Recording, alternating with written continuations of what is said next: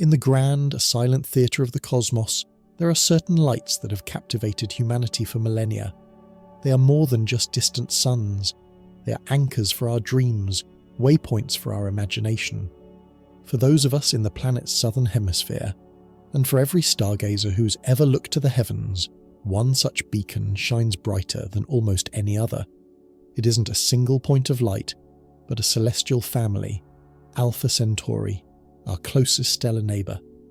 Just over 4 light-years away, a stone's throw in cosmic terms. For generations, this system has represented the most tangible, the most achievable of our interstellar aspirations. It was to be our first port of call beyond the familiar shores of our own solar system, a place where we might find another cradle of life, a reflection of ourselves in the cosmic mirror. This was the hope, the grand promise whispered by its shimmering light. We believed we knew its story, its potential. We were wrong. The most powerful astronomical instrument ever conceived, the James Webb Space Telescope, has turned its golden eye towards that familiar hopeful glow. And the information it has sent back across the vast emptiness, the portrait it has painted of our nearest cosmic companion, is not one of welcome, but of profound warning. What we have discovered at Alpha Centauri is not a confirmation of our dreams. It is a chilling testament to the universe's indifference, a vision far more frightening than we had ever dared to imagine. To truly understand the gravity of this new revelation, we must first journey back, not just in space, but in time. Alpha Centauri has been woven into the fabric of human culture since we first looked up and wondered. Known as Rigil Centaurus, the centaur's foot, it was a crucial navigational guide for ancient mariners. Its presence in the sky was a constant, a reliable friend on long dark nights. This perception of steadfastness and proximity became deeply ingrained. When science began to peel back the layers of the celestial sphere, Alpha Centauri became a primary target of inquiry. In the 19th century, a great race was on among astronomers, a quest to measure the distance to a star for the very first time. This was a monumental challenge, requiring meticulous observation and a grasp of trigonometry on a scale previously unknown. An astronomer named Thomas Henderson, working from the Cape of Good Hope, painstakingly measured the tiny shift in the star's position as the Earth moved from one side of its orbit to the other. His calculations, confirmed in 1839, were staggering. Alpha Centauri was 25 trillion miles away, and yet, impossibly, it was the closest one we could find. This discovery solidified its status. It was no longer just a bright light. It was a confirmed neighbour, a destination with a known address. Over the next century, our understanding of the system grew in complexity. We learned it wasn't a solitary star, but a magnificent binary pair. Alpha Centauri A, a star very much like our own Sun, slightly larger and more luminous, and its companion, Alpha Centauri B, a bit smaller and cooler, orange in hue. These two celestial titans are locked in an intricate gravitational dance, orbiting a common centre of gravity every 80 years. From a hypothetical planet in this system, one would see two suns in the sky, casting double shadows in a landscape of perpetual twilight. The romantic science fiction allure of this vision was irresistible. Then, in 1915, another discovery added a new character to this drama. A tiny, faint red star was found, lurking at a considerable distance from the main binary pair. It was named Proxima Centauri because it was found to be, by a tiny fraction, even closer to Earth than its two larger siblings. This diminutive red dwarf, an M-class star, seemed almost an afterthought, a faint ember beside the roaring fire of A and B. For 100 years, Proxima remained a point of academic interest, but the true focus of our hopes remained on the sun-like stars of the main pair. It was around them that we dreamed of finding another Earth. That all changed in 2016. The dream of a nearby habitable world suddenly ignited with astonishing force. Using the subtle wobble of Proxima Centauri's light, astronomers detected the gravitational tug of a planet. Not just any planet, but a small rocky world, estimated to be only slightly more massive than Earth. It was named Proxima Centauri B and most tantalizingly of all, it orbited its star within the habitable zone, that temperate region where temperatures could be just right for liquid water to pool on a planet's surface. The news was electrifying. Our very closest stellar neighbour, the one right on our cosmic doorstep, hosted a potentially Earth-like planet. The implications were profound. If planets like this were so common that one existed in the very first place we could look, then the galaxy must be teeming with them. The odds of finding life, perhaps even intelligent life, seemed to skyrocket. Proxima b became the great hope, a focal point for projects like Breakthrough Starshot, which aims to send tiny, light-sail-propelled probes on a journey to capture the first-ever image of an exoplanet.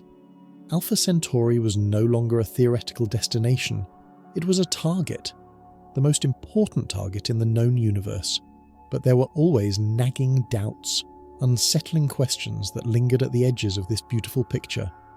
Proxima Centauri is a red dwarf, and red dwarfs are notoriously violent. Unlike our stable, predictable Sun, these smaller stars are prone to spectacular and unpredictable temper tantrums. They can unleash stellar flares of incredible magnitude, blasting their surroundings with high-energy radiation, X-rays and torrents of charged particles. A planet orbiting as closely as Proxima b would be subjected to this stellar rage at point-blank range. Could any atmosphere survive such an onslaught? Could life ever emerge in such a brutal, irradiated environment?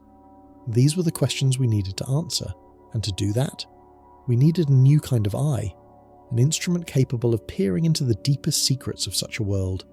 We needed the James Webb Space Telescope. The story of the JWST is a multi-generational epic of human ingenuity and perseverance. Conceived decades ago, it represents the pinnacle of our observational capabilities. It is an instrument born from the desire to see the unseen. Its primary mirror, a breathtaking honeycomb of 18 gold-coated beryllium segments, is over 6 times larger in area than that of the Hubble Space Telescope. This immense collecting area allows it to gather faint ancient light that has travelled across billions of light years. But its true power lies not just in its size, but in its vision. To understand what makes the Webb so revolutionary, we must first understand the nature of light itself. The universe is filled with light our eyes cannot perceive. Beyond the red end of the rainbow lies the realm of infrared radiation. We feel it as heat. It is emitted by objects that are not hot enough to glow visibly. Cosmic dust, newborn stars, and the atmospheres of distant planets all leave their telltale signatures in the infrared spectrum. The Earth's own atmosphere, however, is a thick blanket that absorbs much of this crucial information from space. To see the infrared universe in all its glory, you must go above the sky. The Webb telescope is, in essence, a cosmic time machine and a celestial thermometer, optimized to detect this invisible warmth. Imagine standing in a completely dark room. To your eyes, it is empty. But if you put on a pair of advanced thermal imaging goggles, the room would suddenly come alive with information. You would see the residual heat of a handprint on a wall, the faint warmth of electrical wiring hidden behind the plaster, the glowing heat signature of a small animal you never knew was there. You are perceiving a hidden layer of reality. The James Webb Space Telescope does this for the entire cosmos. It can see through the colossal clouds of interstellar dust and gas that obscure the view of other telescopes, revealing the glowing embers of stellar nurseries hidden within. It can analyse the faint heat signature of a distant planet's atmosphere as it passes in front of its star, deciphering the chemical composition from trillions of miles away. After its flawless launch on Christmas Day 2021, and a harrowing month-long unfurling sequence a million miles from Earth, this magnificent instrument began its work. Its first images stunned the world, revealing galactic structures and cosmic details with a clarity that was almost surreal. It was time to turn this unparalleled power towards our closest neighbour. The mission was clear: to perform the first ever detailed characterization of the environment around Proxima Centauri. Scientists hoped to detect the presence of an atmosphere around Proxima b. Perhaps they would find signatures of water vapour, methane, or even oxygen. Any detection would have been the single greatest astronomical discovery in centuries. The telescope settled on its target. its mirrors focused. Its instruments began to collect the faint photons that had journeyed for more than 4 years to reach it. The data began to stream back to Earth, and as scientists processed the information, a new picture began to emerge. A picture that was not of hope, but of horror. The initial findings were subtle, buried in the complex spectral data. The first sobering blow was the confirmation of what many had feared. There was no discernible atmosphere around Proxima B, none. The relentless, furious onslaught from its parent star had done its work. Over billions of years, the stellar wind and violent flares had acted like a celestial sandblaster, stripping away every last vestige of gas the planet may have once held. The world we had imagined as a potential blue marble, a haven for life, was revealed to be a barren, airless rock. Its surface is perpetually sterilized by a torrent of hard radiation, thousands of times more intense than what Earth receives from the Sun. It is not a cradle of a life. It is a tomb, a dead world forever locked in a lethal embrace with its violent star. This discovery alone was a profound disappointment, a dash of cold water on the fiery hopes of a generation. But it was not the scariest part of the observation. The Webb didn't just look at the planet, it observed the entire system with a sensitivity never before possible. It examined the faint wisps of gas and dust that drift between the stars, the so-called interplanetary medium. And it was here, in this diffuse, almost empty space, that the truly terrifying nature of Alpha Centauri was unveiled. Webb's infrared vision revealed a system permeated by a pervasive, high-energy glow. This wasn't just the light from the stars themselves, it was the signature of matter being energized to extreme levels. The data showed that the entire Alpha Centauri system, encompassing not just Proxima but the binary pair of A and B as well, is caught in a chaotic and violent storm of stellar emissions. The elegant clockwork dance of the two main stars that we had so admired is in reality a source of immense gravitational turbulence. Their powerful magnetic fields interact and clash, creating vast, unpredictable arcs of stellar plasma. They slingshot charged particles across the system at nearly the speed of light. Think of it not as a placid solar system, but as the inside of a colossal particle accelerator. The space between the planets is not a tranquil vacuum, it is a cosmic shooting gallery. Any planet orbiting within this tempest would be subjected to a relentless bombardment. An atmosphere would be a fleeting inconvenience. Liquid water would be boiled away or broken down into its constituent atoms. The very building blocks of life, complex organic molecules, would be shattered by the unceasing rain of high-energy radiation. The habitable zone in such a system is a cruel illusion, a theoretical safe space that, in practice, is a raging inferno. The dream of double sunsets on a welcoming alien world was replaced by the nightmare of a world scoured by invisible fire. But there was something else, something even more disturbing in the data. Webb's instruments detected an unusual composition in the system's faint dust disk. There were spectral signatures of elements and crystalline structures that are typically found deep within the core of a rocky planet. Materials like processed iron-nickel alloys and specific silicate forms that could only have been created under immense heat and pressure. These materials have no business being scattered as fine dust throughout a stellar system. There is only one plausible and horrifying explanation for their presence. At some point in its turbulent past, the Alpha Centauri system hosted another planet, a world that drifted too close to the gravitational meat grinder of the binary stars, or was destabilized by their chaotic dance. It was torn apart, completely obliterated. Its metallic heart and rocky mantle were pulverized into a cloud of shimmering dust, a ghostly testament to its own destruction.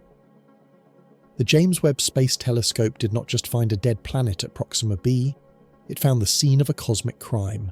It revealed that our closest neighbour is not a welcoming oasis, but a violent, chaotic and fundamentally lethal environment. It's a system that doesn't just prevent life from starting, it actively destroys worlds. This is the true scary reality of Alpha Centauri. It's not scary because of aliens or monsters, it's scary because of its sheer implacable hostility. It's the chilling realization that the universe's default state is not one that nurtures life, but one that extinguishes it with a casual, indifferent fury. This revelation forces us to confront a far deeper and more unsettling question, one that has haunted scientists and philosophers for decades: the Fermi paradox. The universe is vast, ancient, and filled with countless stars and planets. Statistically, life should have arisen elsewhere. Some of that life should have evolved intelligence, technology, and eventually the ability to travel between the stars or at least send signals. So, as the physicist Enrico Fermi famously asked, "Where is everybody?" The eerie silence from the cosmos is one of the most profound mysteries of our time. There have been many proposed solutions to this paradox. Perhaps interstellar travel is simply too difficult. Perhaps intelligent civilizations inevitably destroy themselves.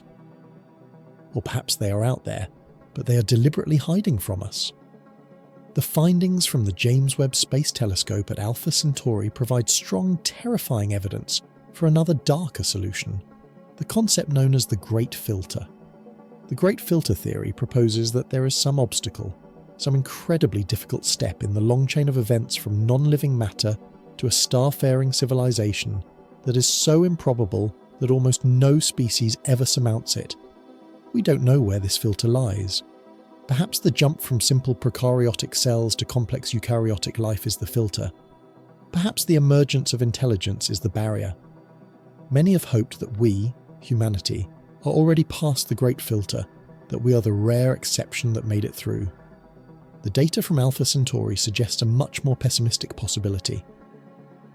What if the Great Filter is not a biological or sociological hurdle, but a cosmic one? What if the filter is simply the planetary environment itself? The most common type of star in the Milky Way galaxy, by a huge margin, is the red dwarf. Stars like Proxima Centauri make up roughly 75% of the stellar population. For a long time, we thought this was good news for the search for life. More stars meant more planets, and more planets meant more chances. But what Webb has shown us is that the very nature of these stars, their violent flares and intense radiation, may render the vast majority of planets in the galaxy sterile. The most common type of home in the universe may be a death trap. The Great Filter might be the sheer, raw physics of a star system. The habitable zone may be a cosmic mirage. It defines a region based on temperature alone, ignoring the lethal bath of radiation that comes with it. It's like finding a house that is the perfect temperature, but failing to notice that it's also on fire and filled with poison gas. The conditions required for life might be far, far rarer than we ever imagined. It might require not just a rocky planet in the right temperature zone, but one orbiting an exceptionally stable, calm and long-lived star. A star like our Sun, and stars like our Sun, G-type yellow dwarfs, make up less than 8% of the galaxy's population. This is the profound existential horror that the Webb has uncovered. The scariness of Alpha Centauri is not about Alpha Centauri itself, it is about what it represents.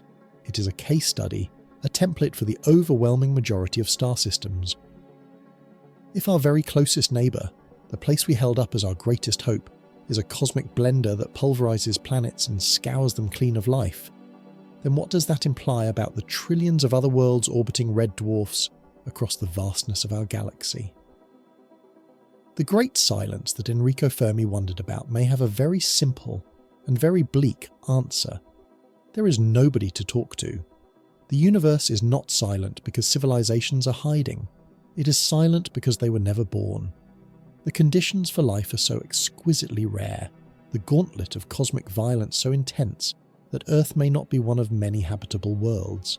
It might be the only one for thousands of light years in any direction, or perhaps, even more sobering, the only one in the entire galaxy.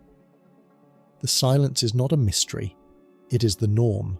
Our existence, our noisy, vibrant, living world, is the miracle, and we are utterly, terrifyingly alone. This is a heavy burden for humanity to bear. For our entire history, we have comforted ourselves with the idea of plurality, the belief that other worlds, other minds, must exist out there somewhere. To be confronted with the stark possibility of our own cosmic solitude is a fundamental shift in our understanding of our place in the universe. It reframes everything. It makes our own world infinitely more precious. this small, fragile oasis of blue and green, protected by its magnetic field and orbiting its unusually calm, stable star, is not just our home. It may be the only home. The squabbles, the conflicts, the carelessness with which we treat our planet suddenly appear not just foolish, but cosmically negligent. If this is the only cradle of consciousness in the galactic neighbourhood, then our responsibility to protect it is absolute. So where do we go from here? Is the search for extraterrestrial life now a fool's errand? Should we abandon our dreams of the stars and turn our focus inward? No. Absolutely not. The spirit of discovery that built the James Webb Space Telescope is not so easily extinguished. Knowledge, even frightening knowledge, is always preferable to ignorance. The lesson of Alpha Centauri is not one of despair, but of refinement. We have learned a crucial lesson. We now know what to look for and what to avoid. Our search for life will become more targeted, more intelligent. We will turn the gaze of Webb and its successors toward other, more promising targets. Systems like TRAPPIST-1, with its 7 rocky worlds, also orbiting a red dwarf, will now be scrutinised with a new, more sceptical eye. But we will also intensify our search for Earth-like planets, around Sun-like stars, even though they are farther away and harder to study. The quest becomes more challenging, but it is now more informed. We have peered into our neighbour's yard, and what we saw has chilled us to the bone. It has shattered our most cherished and romantic notions. The universe is not waiting for us with open arms. It is a realm of unimaginable violence and sublime indifference. But in that revelation, we find a new kind of purpose. Our journey to the stars will not be a simple voyage to a welcoming shore. It will be a monumental struggle against a hostile environment. It will require all of our courage, our ingenuity, and our will to survive.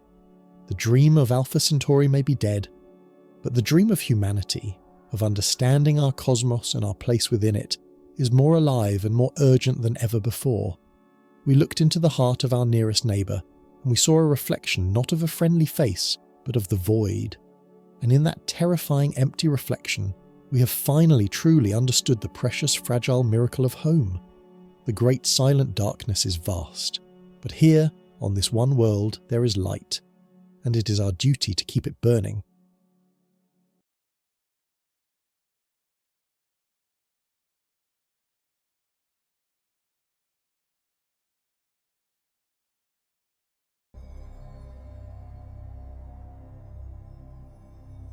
Is it possible to hear the echo of a sound that was never made, to see the light from a flame that has been extinguished for 13 billion years?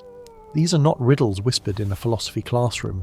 They are the profound, tangible questions that now drive us, the questions we have built a modern cathedral of gold and mirrors to answer. They pull at a thread woven into the very fabric of human consciousness, a thread that connects you right now to the first sentient mind that ever looked up into the bewildering majesty of the night sky and felt a sense of both infinite insignificance and profound belonging. It is humanity's oldest, most persistent inquiry. It is the child's question and the physicist's final frontier. Where did all of this come from? How did a universe presumably born from nothing learn to build itself? And what was it like at the very beginning? We have stared into that darkness for millennia, populating it with myths of cosmic eggs and divine battles, of slumbering giants and chaotic waters. Science gave us a new mythology, one grounded in evidence and mathematics, a grand narrative of cosmic evolution, stretching back an almost incomprehensible expanse of time. The number is so vast it borders on the abstract 13.8 billion years, a span of time so monumental that our human experience, all of our recorded history, all of our triumphs and tragedies, wouldn't even register as a single grain of sand on a coastline stretching around the entire Earth. To even begin to grasp this scale, you have to abandon conventional thinking. Imagine for a moment that we could compress that entire universal history into a single calendar year.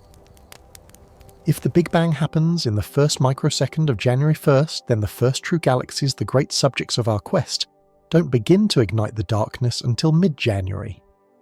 For months on this cosmic calendar, the universe is a slow, sprawling and largely empty stage. The great spiral of our own Milky Way galaxy doesn't fully assemble until May. The stage is set, but the main actors are nowhere to be found. Our own Sun and its nascent solar system are late arrivals forming only in early September. The Earth itself is a September baby. The first flickers of primitive life don't stir in the oceans until the end of that month. For all of October and most of November, the most complex life on our planet is little more than slumbering single cells. The dinosaurs, those titans of a lost world we think of as impossibly ancient, don't thunder across the land until the second week of December. They have their reign and are wiped from existence by a cosmic cataclysm all before Christmas Day. The entire story of Homo sapiens, from the first recognizable human ancestors to the person you are today, is compressed into the final minutes of December 31st.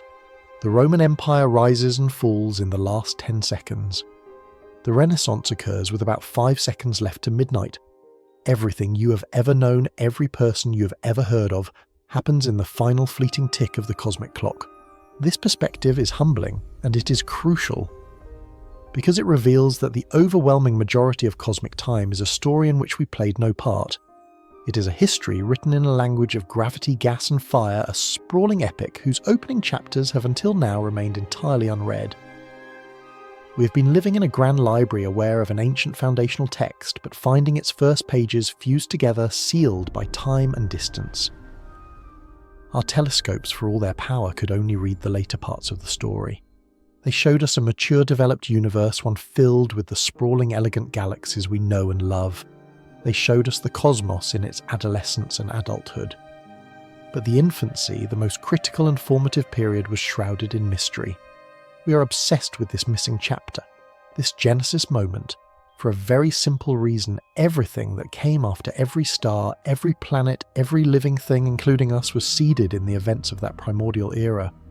The composition of your body, the iron in your blood, and the calcium in your bones began its cosmic journey in the heart of a star. But what created that first star? That question forces us to rewind our cosmic calendar, back past the age of dinosaurs, past the formation of Earth, past the birth of the Milky Way itself. We must journey back to the biting cold of that first cosmic January. We must venture into an epoch so alien it defies easy description, a period astronomers call the Cosmic Dawn. For hundreds of millions of years after the Big Bang's initial flash faded, the universe was plunged into a profound and pervasive darkness. There were no stars to pierce the gloom, no galaxies to swirl in intricate patterns. There was only the endless roiling expanse of the cosmos, a space growing colder and quieter with each passing moment. The entire universe was filled with a thick neutral fog of hydrogen and helium gas, the raw material left over from creation's forge. It was a universe of overwhelming simplicity, a blank canvas of unimaginable proportions, pregnant with potential, but utterly devoid of structure.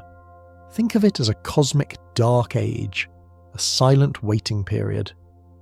Gravity, the patient sculptor of the cosmos, was the only force at work whispering across the void.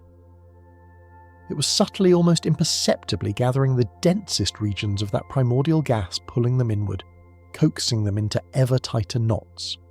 Within these slowly collapsing clouds of hydrogen, the pressure and temperature began to climb infinitesimally at first, then with gathering momentum. We have theorized for decades about what happened next. We have run supercomputer simulations that paint a ghostly theoretical picture of this era. In these models, deep within the most massive of these dark cocoons, a point is reached. A critical threshold of density and heat is crossed, and for the very first time the universe makes a star. A nuclear furnace ignites, unleashing a torrent of light and energy into a cosmos that has known only darkness.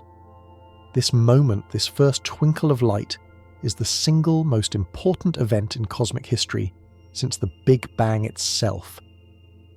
It is the moment the universe began to build. That first star was not like our sun. Our theories tell us it would have been a monster, a celestial titan hundreds of times more massive, millions of times brighter, and living a furious short life. It would have been forged from pure hydrogen and helium, a true first-generation star. When it died in a colossal supernova explosion, it would have seeded the surrounding space with the first heavy elements, carbon, oxygen, silicon, the very building blocks of planets and of life. That first star was an act of creation. It was the spark. Soon it would be joined by others.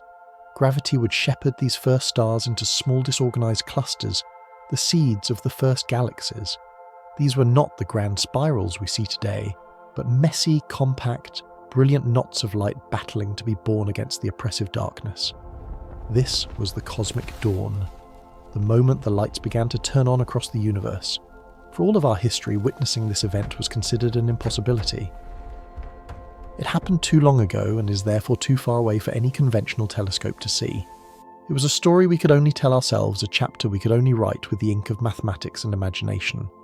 To see it directly would require a machine that could not only peer across billions of light years of space, but could also somehow look backward in time, and that sounds like science fiction. But it is in fact the beautiful and profound reality of cosmology. It is the principle that underpins our entire endeavour. Because when you look out into space, you're never seeing things as they are right now. You're always, without exception, looking into the past. Light, for all its blistering velocity, is not instantaneous. It travels at a fixed finite speed approximately 300,000 kilometers per second. This cosmic speed limit means that for every meter of distance light has to cross, a tiny fraction of a second passes. This effect is happening all around you all the time. The light reflecting from these words to your eyes takes a few nanoseconds to arrive.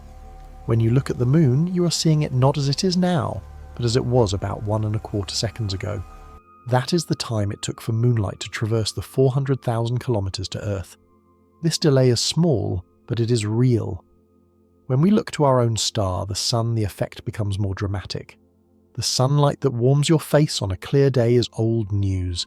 It began its journey from the sun's surface a little over 8 minutes ago.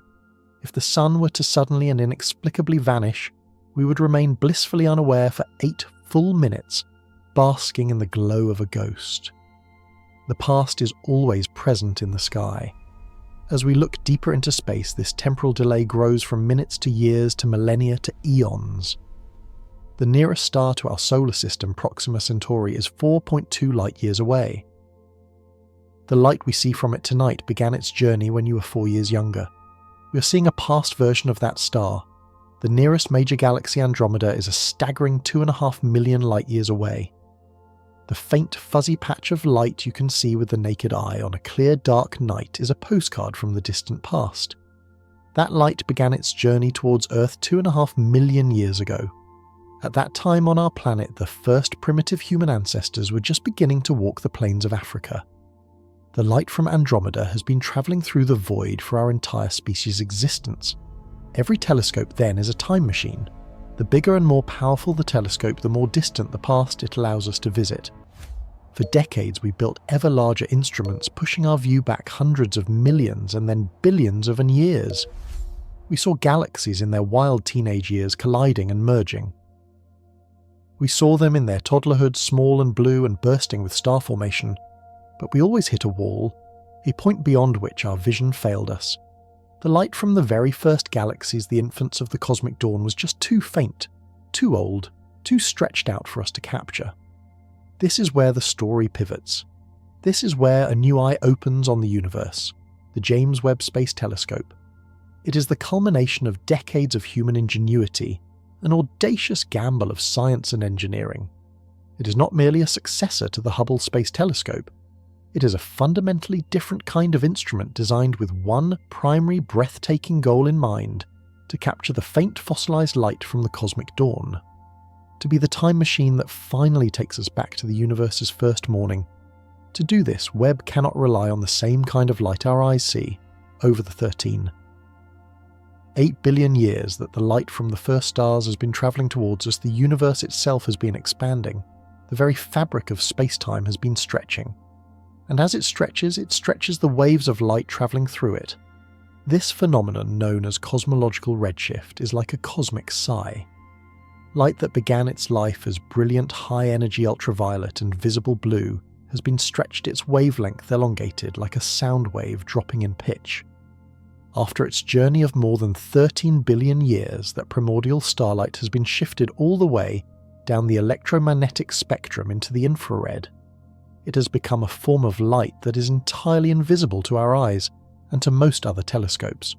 It is a whisper from the beginning of time, and to hear it you need a very special kind of ear. Webb is that ear. Its massive gold-coated beryllium mirror, a honeycomb of 18 hexagonal segments, is an unparalleled collector of infrared light. Chilled to a mind-numbing 50 degrees above absolute zero, shielded from the light of our own sun by a 5-layered shield the size of a tennis court, this telescope is the most sensitive infrared instrument ever built by humanity.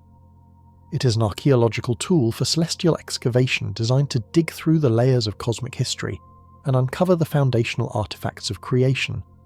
It is a golden eye staring unblinkingly into the past, poised to watch the ghosts of the first galaxies flicker into existence. This isn't just an incremental step forward. It is a paradigm shift in our ability to perceive the universe. For the entirety of human existence, the first billion years of the cosmos has been a blank map marked with the ancient warning, "Here be dragons." We have been standing on the shore of a vast dark ocean, able to see the waves, but completely unable to glimpse the strange, powerful creatures that swam in its deepest, most distant waters. Now for the first time we have sent a submersible into those depths. We are about to witness the birth of structure, the assembly of the first stellar cities, the moment the universe as we know it truly began to take shape. The questions are immense.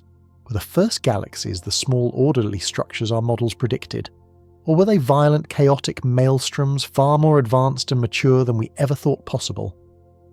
How quickly did the universe build these complex systems, and what lit that first fire? The promise of the James Webb Space Telescope is the promise of answers. It is the promise of replacing simulation with observation theory with evidence. The dispatches from the dawn of time have begun to arrive, and what they are showing us is already more beautiful, more complex, and more profoundly challenging to our understanding than we ever dared to imagine. The story of our cosmic origins is about to be rewritten. What does it take to create light from absolute nothingness? For almost the entirety of human history, that question belonged to the realm of myth to theology, to the hushed corridors of philosophy. The cosmos we saw was a magnificent but ultimately predictable machine, a celestial clockwork of stars and planets wheeling through an eternal unchanging void. It was vast, yes, but it was static. It had always been, and it would always be. This was the universe of our ancestors, a universe of comfortable certainty, a cosmic stage upon which our brief human dramas played out, but a stage whose architecture was fundamentally fixed. That comforting illusion, an idea that had anchored human thought for millennia, was about to be shattered not by a philosopher or a prophet, but by a quiet, meticulous astronomer, perched high on a California mountain, peering into the abyss with a new and powerful eye. His name was Edwin Hubble, and in the 1920s he would single-handedly rewrite our origin story by simply measuring the light from distant fuzzy patches in the night sky. At the time, these smudges of light, these spiral nebulae, were a source of intense debate. Were they nascent solar systems forming within our own Milky Way, or were they something far grander? Using the colossal 100-inch Hooker telescope at the Mount Wilson Observatory, a true titan of its time, Hubble began a painstaking survey. He was hunting for a specific type of star known as a Cepheid variable, a kind of cosmic metronome whose rhythmic pulse of brightening and dimming is directly linked to its true intrinsic luminosity. They are standard candles, beacons in the dark. If you can measure how fast a Cepheid blinks, you know how bright it truly is. By comparing that true brightness to how dim it appears from Earth, you can calculate its distance with astonishing precision. Hubble found his Cepheids within the Andromeda Nebula, and when he did the mathematics, the result was a Copernican-level shockwave. Andromeda wasn't a nearby cloud of gas. It was a staggering 2.5 million light-years away, an entire island universe, a galaxy just like our own, teeming with hundreds of billions of stars. Suddenly the universe was not just our galaxy. It was a potentially infinite ocean dotted with countless other galactic islands. This discovery alone would have secured his place in the scientific pantheon, but Hubble was far from finished. He had revealed the sheer scale of the cosmos, but he was about to uncover its deepest secret, its dynamic, evolving nature. As he measured the light from these distant galaxies, he noticed something deeply strange, a universal signature encoded in their starlight. The light was stretched, its wavelength shifted towards the red end of the spectrum. This phenomenon, the Doppler effect, was well known on Earth. It's the reason an ambulance siren sounds lower in pitch as it speeds away from you. In space, a red shift in light means the same thing: the source is moving away. What Hubble found was not just that a few galaxies were receding, but that nearly all of them were, and the farther away a galaxy was, the faster it was flying away from us. This was not the signature of a random scattering of objects. It was the unmistakable footprint of a single coherent, all-encompassing expansion. It wasn't that galaxies were flying through a static space like shrapnel from an explosion. Instead, the very fabric of space-time itself was expanding, carrying these galaxies along with it for the ride.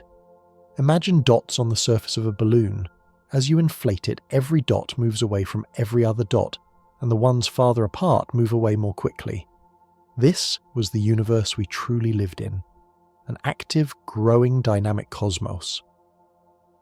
This one observation, this elegant relationship between distance and speed, threw open the doors to a profound and inescapable conclusion. If the universe is getting bigger today, then it must have been smaller yesterday, and smaller the day before that.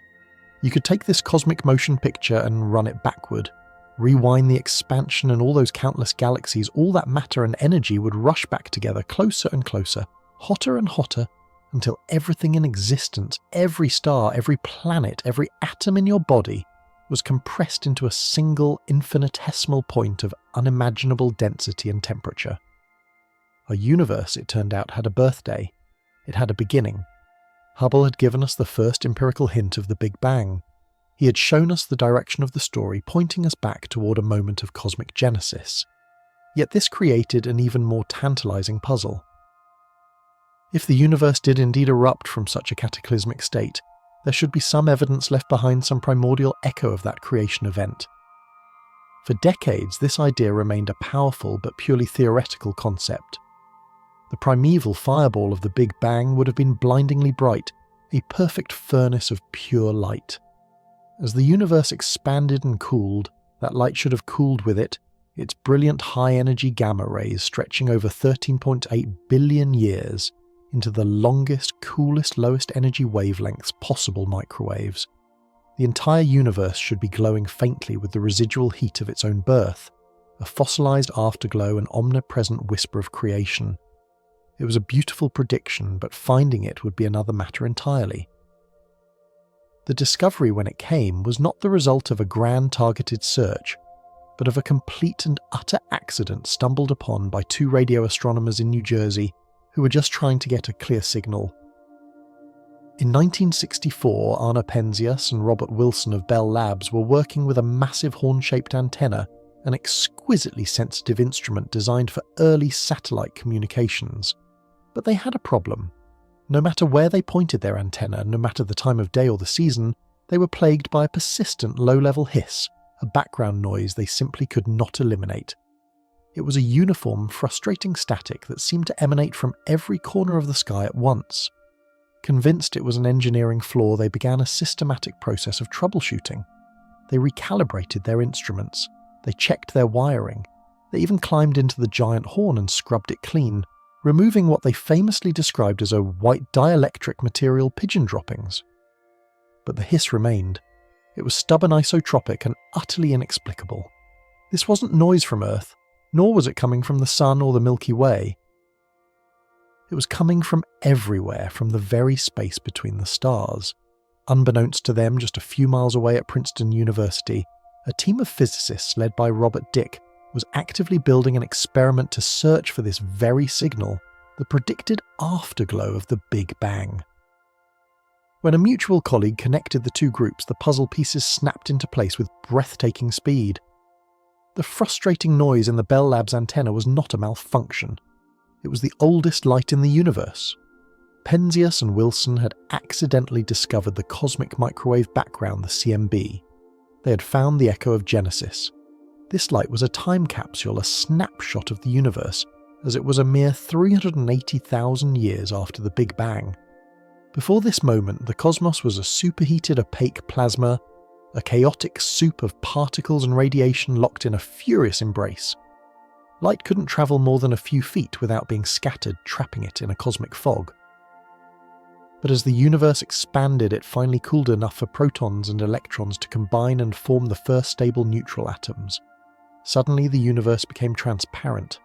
The light that had been trapped for millennia was finally set free, and it has been travelling across the cosmos ever since, carrying with it a perfect photograph of that instant of liberation.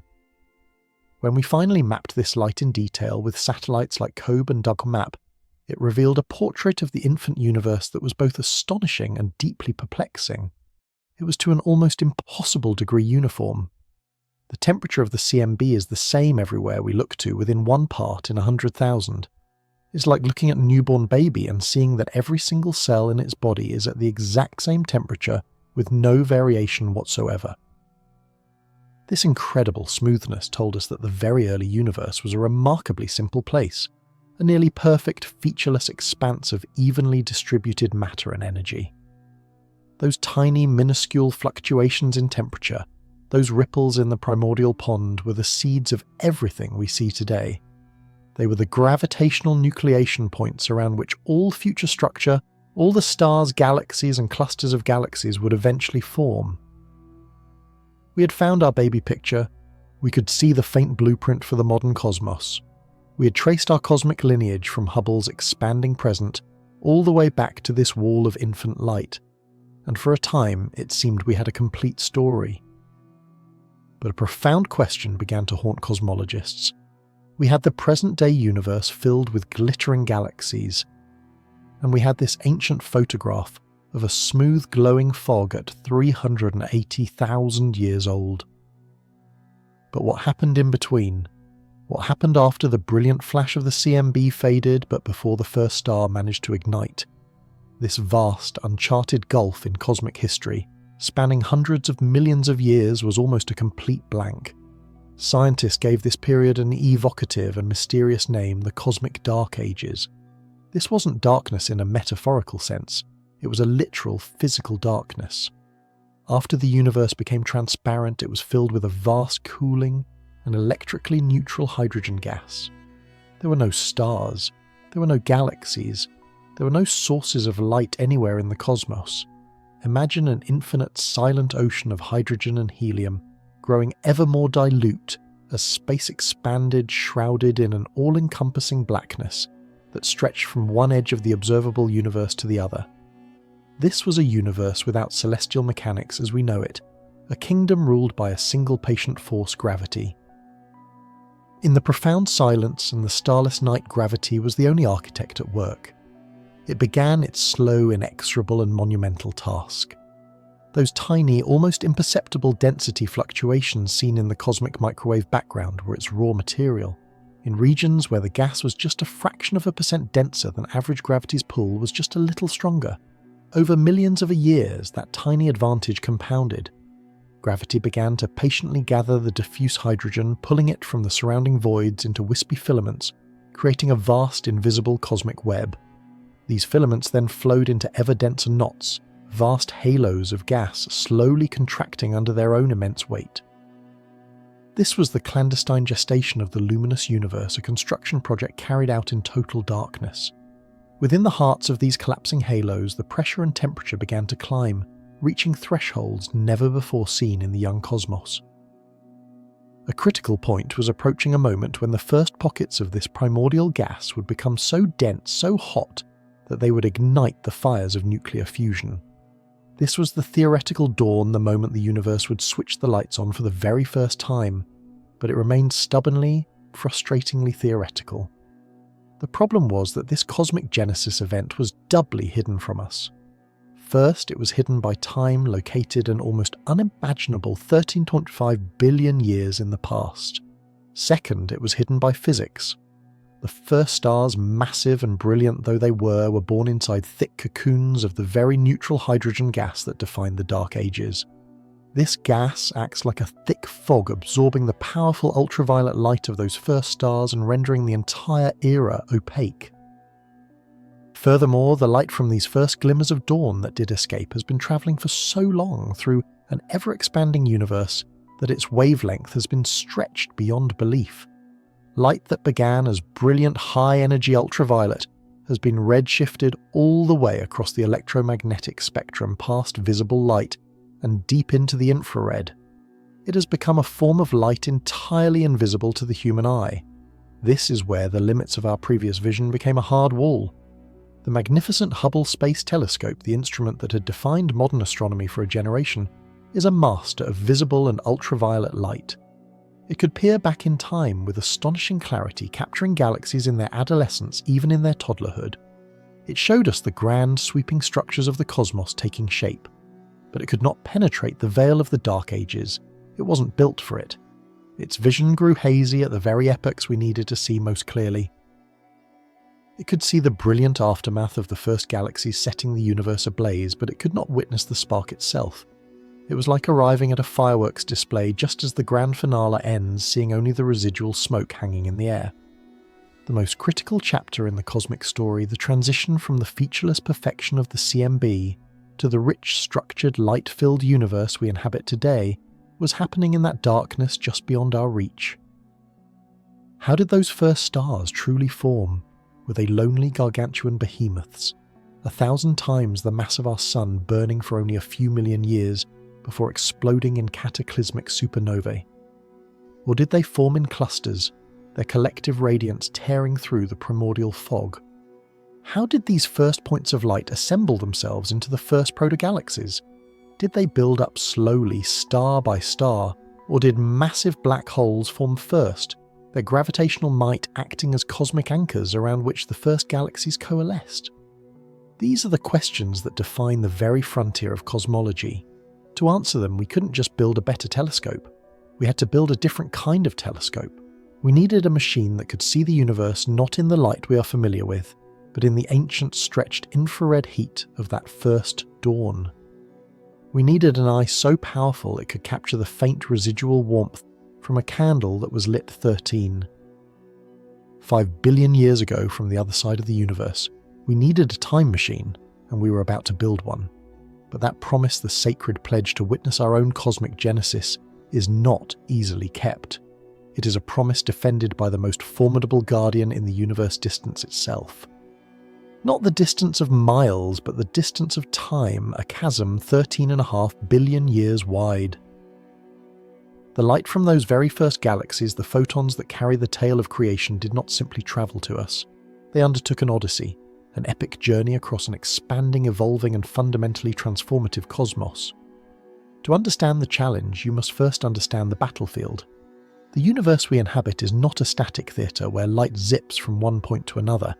It is an active, breathing entity, and its defining characteristic is its relentless expansion. From the first moment of the Big Bang, space itself has been stretching, unfurling like an infinite fabric, and carrying everything within it along for the ride. Now imagine the very first starlight born in a blaze of pristine blue-white glory. This light is a wave, a vibration of energy travelling through the cosmos. As it begins its journey, its wavelength is short, its energy high. It is the energetic, youthful light of a universe in its infancy. But as this light travels the space it is travelling through, is stretching. Think of a wave drawn on a rubber sheet. As you pull the edges of the sheet, the wave itself gets longer, its peak-to-peak distance increasing. The same thing happens to that ancient starlight.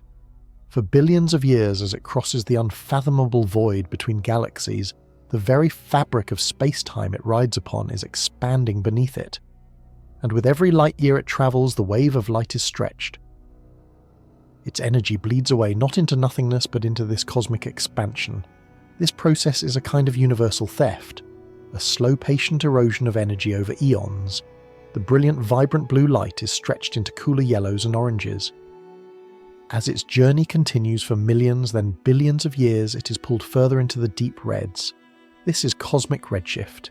It is the universe's signature, the indelible fingerprint of its own growth stamped onto every single photon that has travelled a great distance to reach us. The farther away we look, the faster an object is receding from us, carried by that expansion, and the more its light has been stretched, the more it has been redshifted. For the galaxies we seek the primeval ancestors from the cosmic dawn, the effect is not subtle. It is absolute. Their light has been on the road for over 98% of the age of the universe. It has been stretched so profoundly, so completely, that it has been pulled right off the visible spectrum. The light that left those first stars as a brilliant, searing blue, the kind of light that would blind you, arrives at our doorstep today not as light at all. It arrives as heat. It has been redshifted past red, past deep red, and into the invisible realm of the infrared. This ancient sacred light has become a ghost, a faint thermal whisper carrying the most profound story ever told, but in a language our eyes can no longer read. And there lies the confrontation. The very physics that allows us to look back in time is the same physics that hides the prize from our view. To see the birth of the universe, we cannot build another telescope. We must build a time machine. A machine tuned not to see, but to feel the faint warmth of creation across an ocean of time and space.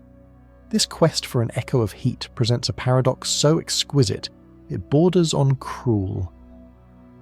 To detect the faint residual warmth from the dawn of time, the machine we build must be colder than anything nature can achieve on Earth. It must be a vessel of absolute cold, an island of impossible stillness in a sea of cosmic radiation. Any heat from the telescope itself, from its mirrors, its structure, its electronics would be a blinding fog. It would be like trying to listen for the footsteps of an ant while standing next to a jet engine. The telescope's own thermal glow would utterly overwhelm the faint signal it was built to find. The James Webb Space Telescope could not therefore be just a successor to Hubble. It had to be its philosophical opposite. Where Hubble orbits in the relative warmth and convenience of low Earth orbit, bathed in the reflected heat of our own planet, Webb had to be banished. It required a deep, profound isolation. The engineering challenge became a multi-generational war fought on three fronts, the eye, the shield, and the sanctuary. First, the eye. How do you build a mirror capable of collecting these ghostly photons? It needed to be enormous, far larger than Hubble's, to gather enough of this impossibly faint light. The dream was for a primary mirror 6.5 meters across a light collecting area, more than 6 times greater than its predecessor. But a single piece of glass that large would be far too heavy to launch, and would shatter or deform under the brutal forces of escaping Earth's gravity. The solution was an act of breathtaking mechanical poetry, a mirror that could fold. An eye that would be launched blind and tightly packed, only to blossom into its full glory in the void. Engineers settled on a design of 18 individual hexagonal segments, arranged in a magnificent golden honeycomb. Each segment began as a block of pure beryllium, a rare, light and astonishingly strong metal.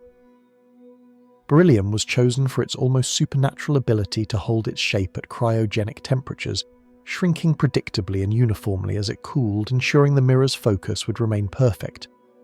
These beryllium blanks were then ground and polished with a patience that defies imagination. Technicians worked in sterile cleanrooms, isolated from the world, shaving off material atom by atom, crafting a surface so smooth that if you scaled a single segment to the size of the entire North American continent, the largest imperfection would be just a few inches high. But even this flawless surface was not enough. To see in the infrared, the mirror needed to be an almost perfect reflector of that specific kind of light. And the element that excels at reflecting infrared radiation better than almost any other is gold.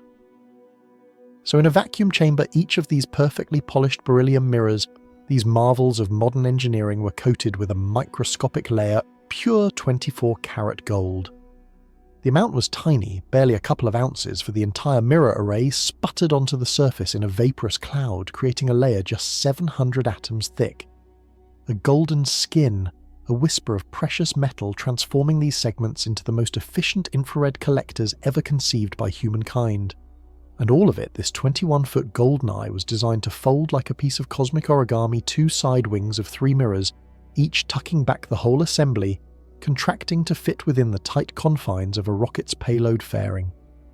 It was an act of profound faith in engineering, a belief that hundreds of motors, latches and actuators would work in perfect sequence a million miles from home to unfurl this golden flower to the cosmos. But this magnificent eye would be utterly useless without the second front of our war, the shield. The telescope had to be kept at a staggering minus 233 degrees Celsius, just 40 degrees above absolute zero, the point where all atomic motion ceases. Yet it would be launched into the inner solar system where the unfiltered light of our star, the Earth's own reflected glow, and even the faint warmth of the moon are a constant raging inferno. The solution was one of the most audacious and complex structures ever sent to space, a sun shield. Not a simple panel, but a colossal 5-layered kite of gossamer-thin material, each layer as thin as a human hair, and the entire assembly as wide as a tennis court. Unfurled in space, it is a magnificent shimmering shield of silver, a barrier between the warm, familiar solar system we know and the cold, dark universe Webb was built to explore.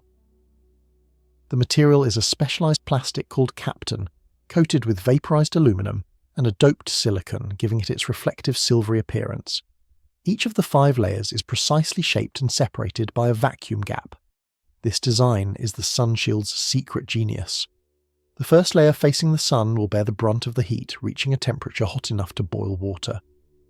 But as it radiates that heat away, only a fraction passes to the second layer.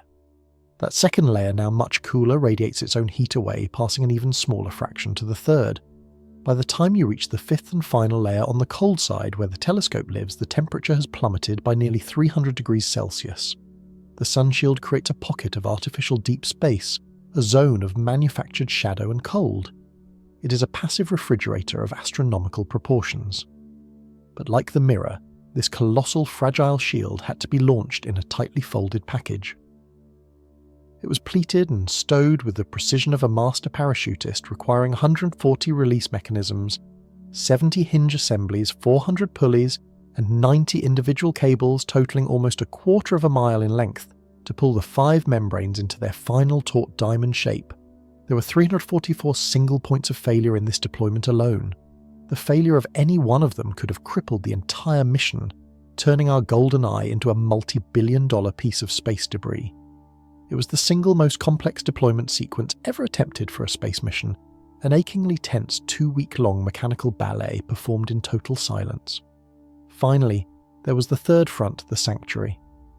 Where could we place this impossibly delicate machine? Earth orbit was too hot, too bright. The moon offered no refuge. Webb needed to be sent somewhere far away, a place of extreme, cold gravitational stability, and a clear, unobstructed view out into the deep cosmos. Humanity had discovered such places, strange gravitational oases in our solar system, predicted over 2 centuries ago by the mathematician Joseph Louis Lagrange. These are points in space where the gravitational pull of the Sun and the Earth balance each other perfectly. An object placed there will orbit the Sun in perfect lockstep with the Earth. It becomes a loyal, distant companion. One of these, called the second Lagrange point, or L2, exists 1 million miles from Earth in the exact opposite direction from the Sun. From this vantage point, the Sun, Earth and Moon are always in the same part of the sky. This was the key. From L2, the telescope could keep its back to all 3 major heat sources simultaneously. The sun shield would become a permanent parasol, always pointed towards home, while the golden mirror could forever stare into the cold, dark abyss. L2 is not a place. It is a mathematical ghost, a gravitational eddy in the river of space-time. An anchor point in the void. It would be Webb's home, a lonely frigid outpost from which to conduct its vigil. But this journey was a one-way trip. Unlike Hubble, which was visited 5 times by space shuttle astronauts for repairs and upgrades, Webb's distant orbit at L2 is utterly beyond our reach. There would be no second chances, no service missions, no rescue plans. Every system had to be perfect. Every deployment had to work the first time. It was the highest stakes gamble in the history of astronomy. This triple confrontation with physics, with engineering, and with the tyranny of distance was not the work of a few years. It was the defining labour of a generation. The idea for a large infrared space telescope was first conceived before Hubble had even launched. Scientists who dreamed of it as graduate students grew into senior professors, their entire careers entwined with the fate of this one extraordinary machine. Engineers spent decades solving problems that had never before been encountered, inventing new materials, new software, new ways of testing things that could only ever work in zero gravity. Thousands of people across multiple space agencies from dozens of countries poured their professional lives into its golden mirrors and its shimmering shield. They built it, they tested it, and they folded it one last time, sealing it within the rocket that would be its cradle, its cannon, and its final farewell. As the launch date approached, a palpable silence fell over the global astronomical community. Decades of hope of ambition of human ingenuity were all riding on a single controlled explosion. The anticipation was immense, a mixture of profound hope and terrifying fear. This wasn't just another satellite. It was a cathedral of science, a vessel carrying the collective curiosity of our species. It was our best and perhaps our only chance to finally pull back the curtain on the cosmic dawn. The machine was ready. The destination was chosen.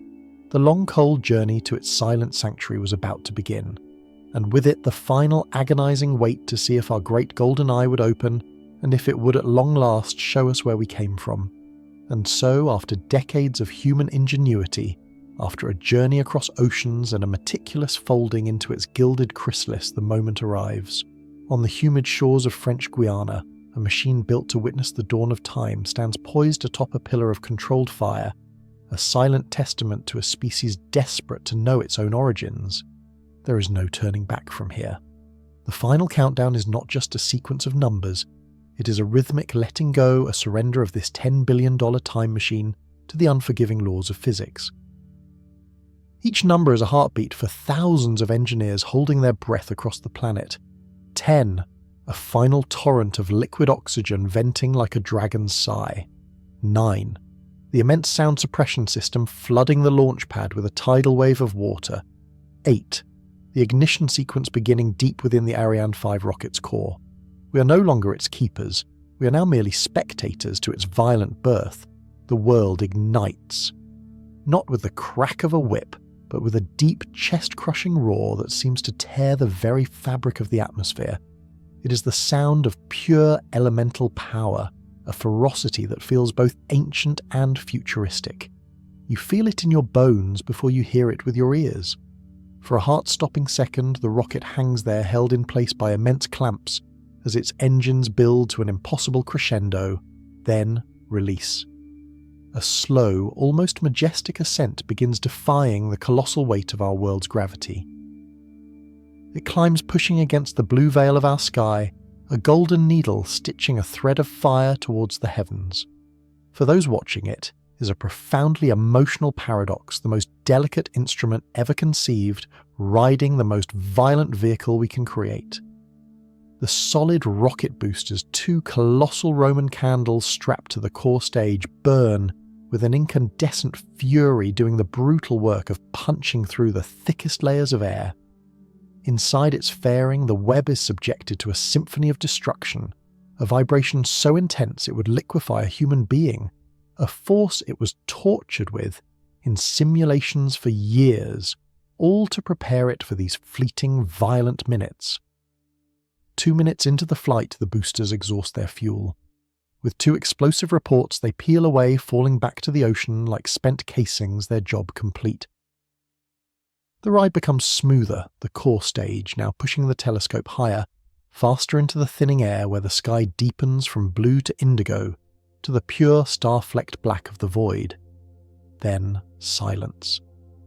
The main engine cuts off, and for the first time the James Webb Space Telescope experiences zero gravity. It is now in space, but its journey has barely begun. The protective nose cone, the fairing that shielded it from its brutal atmospheric ascent, splits open like a clamshell and falls away. For the first time, the telescope's golden mirrors and delicate sunshield are exposed to the raw, unfiltered emptiness of space. It is a moment of profound vulnerability. 30 minutes after leaving its home planet, Webb separates from the upper stage of its rocket. A final gentle push sends it on its solitary path. From the rocket's camera, we see it drift away, a glint of gold and silver against the backdrop of a receding Earth, shrinking to a pale blue marble. The umbilical cord is cut. It is alone. Now begins the true ordeal, a journey not of brute force, but of terrifying fragility.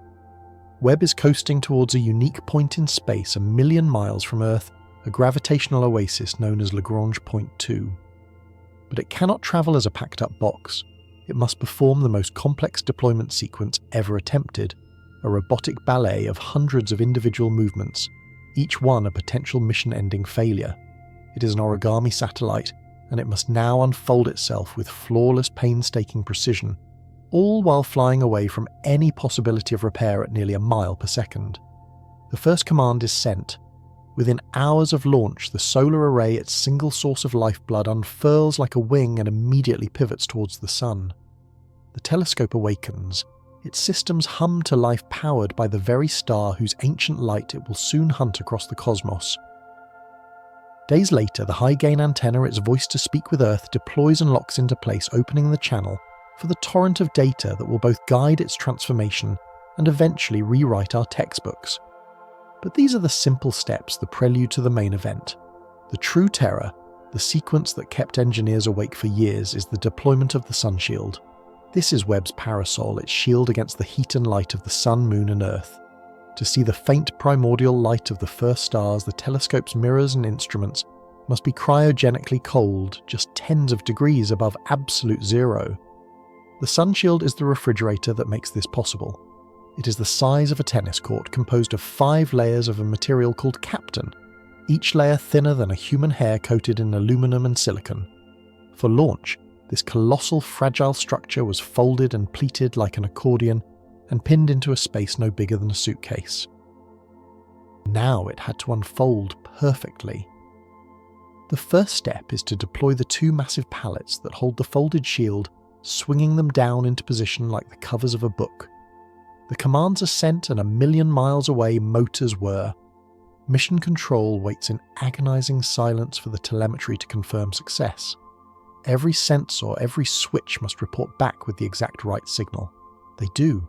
The pallets are in place. Next, the telescope itself must gain some height.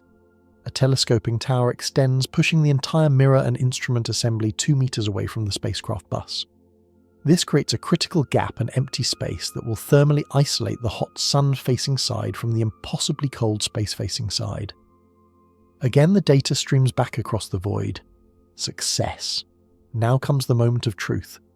The covers that protected the delicate membranes are rolled back, exposing the 5 layers to space for the first time. Nothing has ever been deployed on this scale with this level of fragility this far from home. The process is excruciatingly slow, governed by dozens of motors, hundreds of pulleys, and thousands of feet of cable. The first layer begins to be pulled taut. It is a process of tensioning where the membrane is carefully stretched and separated from the others. If it snags, if it tears, if a single cable fails to release, the entire mission is compromised. The light of the first galaxies will remain forever shielded from our view by a crumpled sheet of foil. For days, this celestial drama unfolds in utter silence.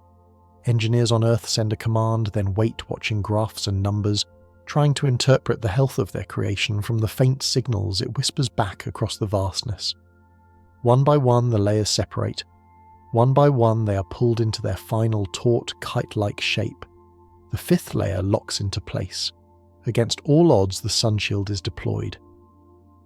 A collective sigh of relief ripples through control rooms around the world, a release of tension built over 2 decades. The most difficult part is over. With its great shield now protecting it, the telescope can finally reveal its eye. The secondary mirror, held at the end of 3 long spindly legs, unfolds and latches into position. This small circular mirror is the nexus of the entire observatory, the focal point that will gather the light collected by the primary mirror and direct it into the sensitive instruments buried deep within the telescope's core. Its placement must be accurate to within a few nanometers. It clicks into place, a sound heard only as a data point on a screen, and then the grand finale of the deployment. The iconic primary mirror, a honeycomb of 18 gold-plated beryllium hexagons, had to be folded to fit inside the rocket. 2 side panels, each holding 3 mirror segments, were tucked back like the wings of a sleeping insect. The command is sent to deploy the port wing. Slowly, agonizingly, it motors into position. After 3 hours, it latches secure. The next day, the starboard wing follows suit. The final latch clicks home. For the first time the James Webb Space Telescope's 6.5-metre golden eye is fully open, staring into the dark. It is whole, it is alive, but it cannot yet see. The telescope arrives at its final destination, the lonely stable orbit of L2, and begins the long, patient process of cooling down and focusing its vision. Its 18 individual mirror segments are not yet a single mirror. They are 18 separate telescopes, each producing its own blurry image. Now begins a meticulous 3-month process of alignment. Each segment can be moved and tilted in microscopic increments by tiny motors on its back. Scientists on Earth take an image of a single bright star. The result is not one star, but 18 distinct scattered points of light. The task is to nudge each mirror one by one, bringing those 18 reflections into a single, perfectly stacked, razor-sharp point. It is like tuning a cosmic instrument of unprecedented complexity. They move the segments by fractions of a wavelength of light watching, as the scattered images slowly dance across the detector, converging towards the centre. Week by week, the focus sharpens. The 18 points become one. The blurry blob resolves into a thing of crystalline beauty, surrounded by the telltale diffraction spikes that will become Webb's iconic signature. The eye is focused. The instruments are chilled to their operating temperatures. The wait is over. The time has come to open the floodgates and let the universe rush in. The moment of first light is not a single instantaneous event. It is the culmination of a long, deliberate stare into a patch of sky that appears to the human eye, and even to the Hubble Space Telescope, almost completely empty. For days, Webb points its golden eye at this dark sliver of the cosmos, its detectors silently drinking in the ancient infrared light that has travelled for billions of years to reach it. The photons arrive one by one, a faint drizzle of information from the edge of time. They strike the detectors, converted into electrons, then into digital signals, and are beamed back across 1 million miles of space. On Earth, these signals are reassembled, processed and translated into colours our eyes can understand. It's a process of resurrection, of giving colour and form to light that is completely invisible to us, light that carries the ghosts of creation within its wavelengths. In the control room, there is a hush. The first full-colour deep-field image is about to resolve on the main screen. No one knows what to expect. The theories, the models, the simulations have all made their predictions, but this is the first time we are truly looking. The image appears, and the room erupts. Not just with cheers, but with gasps of stunned, reverent silence. It is an impossible treasure chest of light overflowing with jewels. Thousands upon thousands of galaxies, each one a swirl of cosmic dust, and billions of stars are scattered across the frame like sand on a black velvet cloth. The image is impossibly deep, impossibly sharp. We see the delicate gossamer arms of spiral galaxies. We see the fiery chaos of galactic mergers.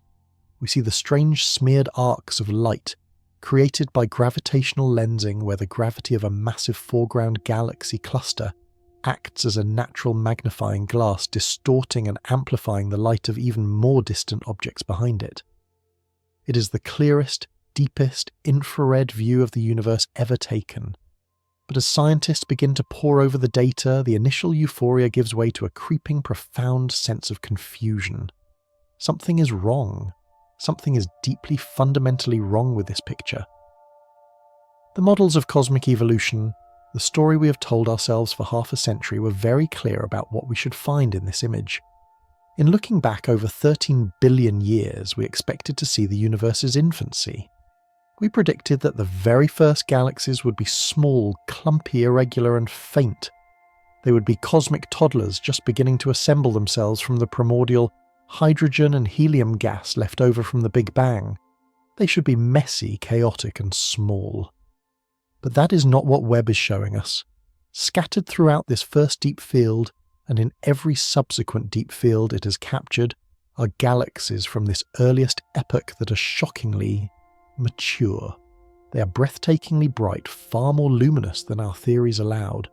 They are huge, containing tens or even hundreds of millions of suns, far more massive than they should have been able to grow in the short time available since the universe began. And strangest of all, some of them are well ordered. They show evidence of structure of rotating disks, the kind of galactic morphology that should have taken billions of years to develop, not a few hundred million. It is a discovery that sends a shockwave through the global community of cosmology. It's like finding a detailed photograph of a bustling skyscraper-filled metropolis dated just a few years after the invention of the first mud hut. It doesn't fit. The timeline is broken. These early galaxies appear to have formed faster, grown bigger, and matured more quickly than our best understanding of the universe can explain. The baby universe that Webb was built to study is not a nursery of disorganized proto-galaxies. It seems it was already teeming with surprisingly adult-like structures, burning with a ferocious intensity that defies explanation. You're looking at the evidence of a cosmic paradox. The data streaming back from Webb is not merely confirming our story of the universe, it is demanding that we rip out the first chapter and begin again.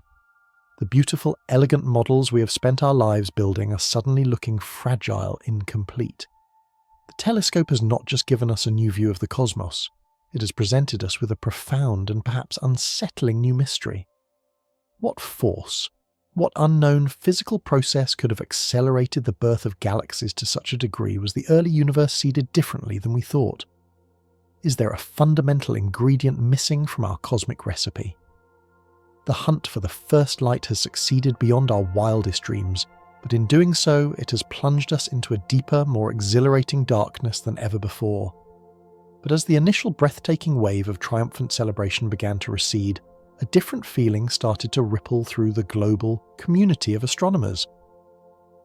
It was a subtle disquiet, a low hum of consternation that grew with each new data packet downloaded from the telescope's deep space antenna. The euphoria of discovery, pure and brilliant, was slowly being replaced by the chilling thrill of profound confusion. We had stared into the abyss of time and seen wonders, yes, but those wonders were not behaving as they should. They were not following the script.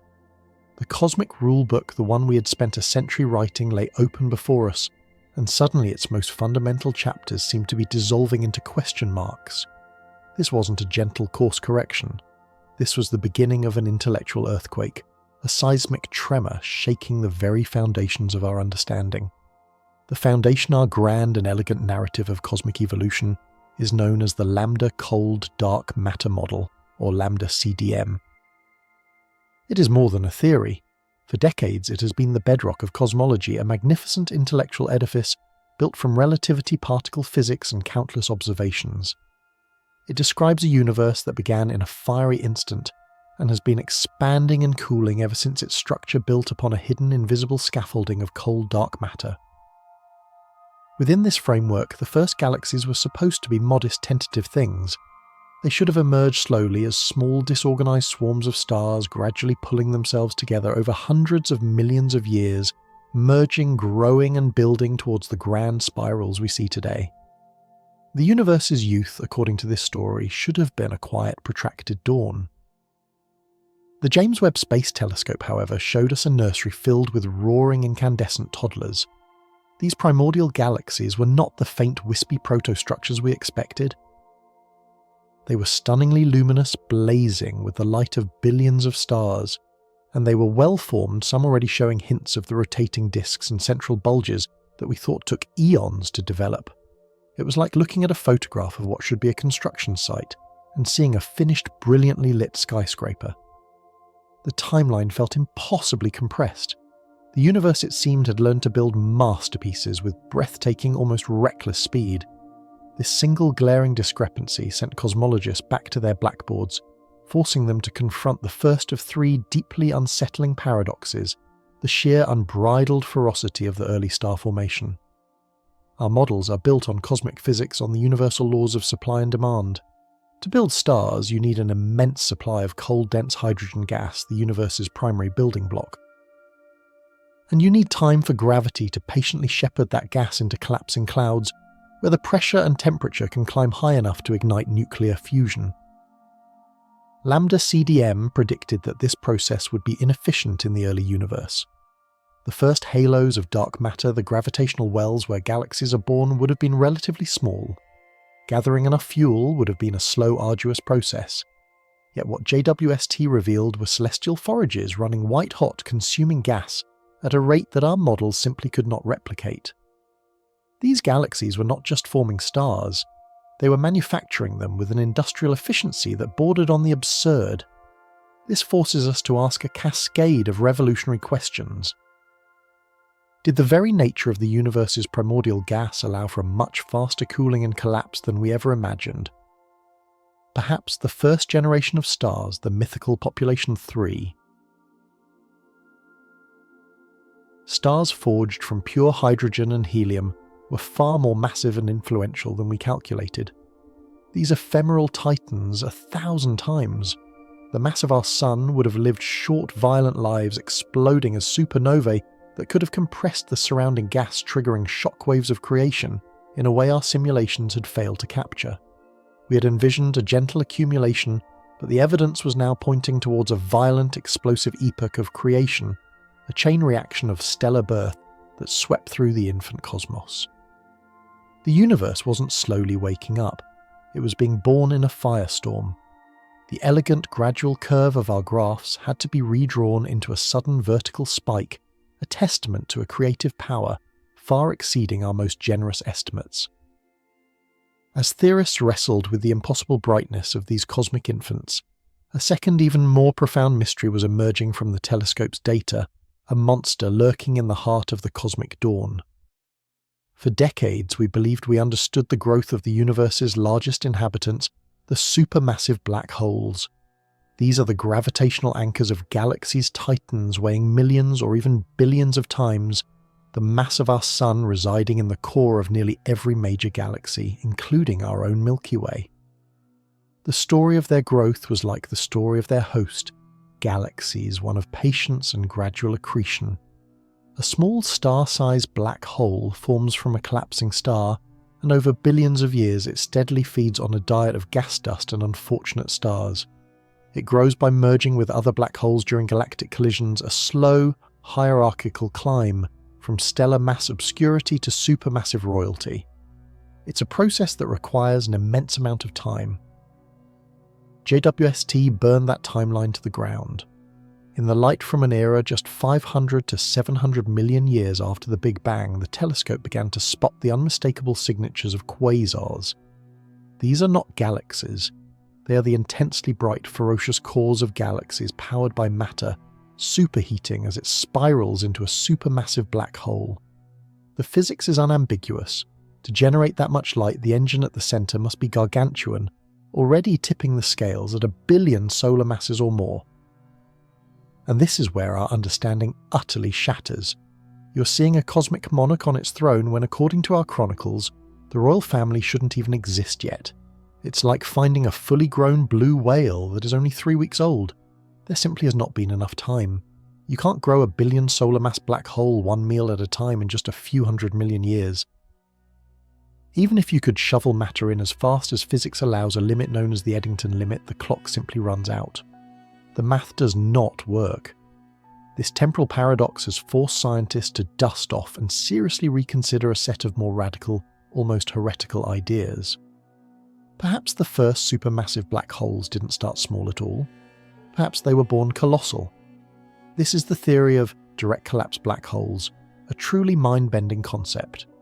It posits that under the unique conditions of the primordial universe, some truly gigantic clouds of pristine gas hundreds of thousands of times, the mass of the Sun could have bypassed the entire star formation phase. Instead of fragmenting into thousands of individual stars, the entire cloud could have collapsed under its own immense gravity all at once into a single monstrous black hole seed. This would change everything. It would mean that in some cases the galaxy didn't form first with a black hole growing at its centre. In a stunning reversal of cosmic architecture, the giant black hole may have come first, acting as the primary gravitational well, the cosmic anchor around which the entire galaxy then began to form. These born big black holes would have a massive head start, allowing them to reach the billion solar mass weights we see in the early quasars within the universe's tight time budget. We are now peering into a cosmos where the relationship between galaxies and their central monsters might be far more complex and primal than we ever knew, a cosmic ecosystem where the chicken and egg problem of which came first the galaxy, or its black hole, has been blown wide open. The quiet, predictable process of growth has been replaced by a story of primordial giants and violent, sudden creation. The flood of perplexing data didn't stop there. As we struggled to reconcile the impossible star factories and the adolescent black hole titans, a third pillar of our cosmic origin story began to buckle the reionization of the universe. For the first 380,000 years after the Big Bang, the universe was an opaque soup of plasma. As it cooled, protons and electrons combined to form neutral hydrogen atoms, and the cosmos entered a period known as the Cosmic Dark Ages.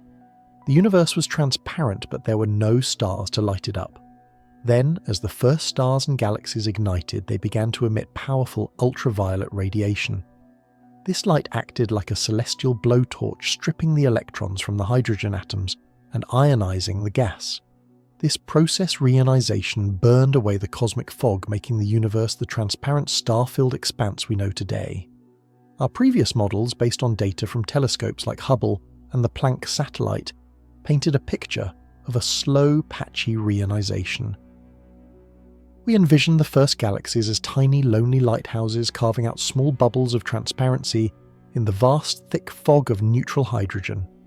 Over hundreds of millions of years, these bubbles would slowly grow and overlap, eventually merging to clear the entire cosmic ocean. It was a gradual sunrise, a dawn that stretched across a vast expanse of time.